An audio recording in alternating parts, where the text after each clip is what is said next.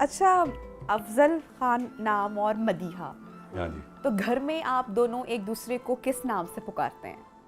हाँ, बड़ा अच्छा सवाल है। किस नाम से बुला, ये मुझे किसी नाम से नहीं बुलाती। क्या कहती हैं? एहसन आज के तक- अब्बा तो नहीं कहती हैं? आज तक मुझे इन्होंने मेरे नाम से नहीं बुलाया। तो फिर कैसे पुकारती हैं? मैं वैसे ही सुने बात सुने ये वो नहीं, इसके पीछे क्या सर लॉजिक? जी, क्या? सर जी, हाँ सर जी भी कहती हैं। लेकिन क्या वजह क्या है?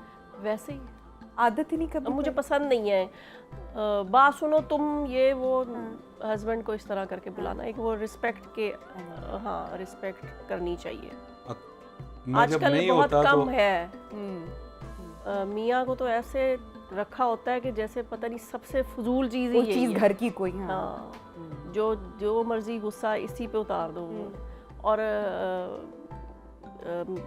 हस्बैंड्स ने भी बीवियों को ऐसे रखा होता है कि दुनिया सास खुश जहान नहीं का होते हैं। हाँ गुस्सा जो है ना इस पे आके उतार दो ये नहीं